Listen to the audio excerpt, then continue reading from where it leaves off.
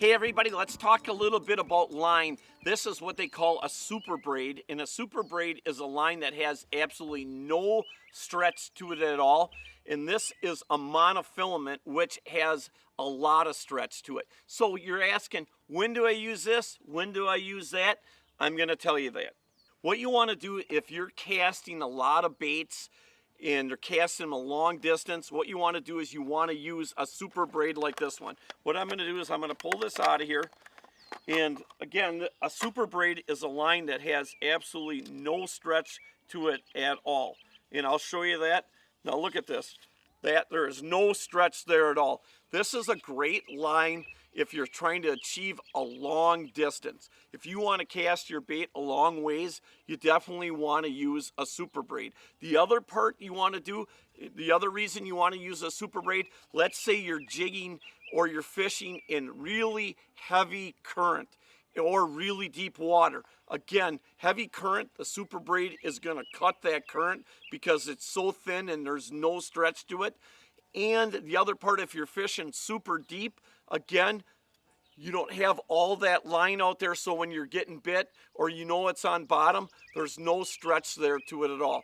That's the reason you want to use a super braid, again, for them purposes. I would say almost any time I'm using a super braid, what I will do is if the water is clear, any kind of clear, unless it's filthy, dirty, stained water, I will tie my bait direct.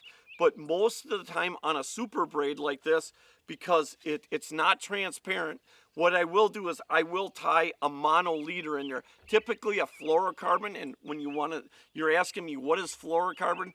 Fluorocarbon is a line that basically is invisible in water, so fish cannot see fluorocarbon. So what I will do is tie a leader on there, and the clearer the water is, like if I'm fishing up on Sturgeon Bay here in Wisconsin, the water is super clear. A lot of times you can see the bottom in 20 to 30 feet. So what I'll do is I'll use a really long fluorocarbon leader. So it all depends on as far as how clear the water is, as far as how long my leader is going to be. Like in a super clear body of water like I'm talking about up in Sturgeon Bay, I'll use at least a 6-foot fluorocarbon leader. Typically one of the best braids that I like to use is I'm using Power Pro, and what I like is to use this as a 2-pound diameter, 10-pound test. So the diameter is 2 pound, the strength is 10 pound.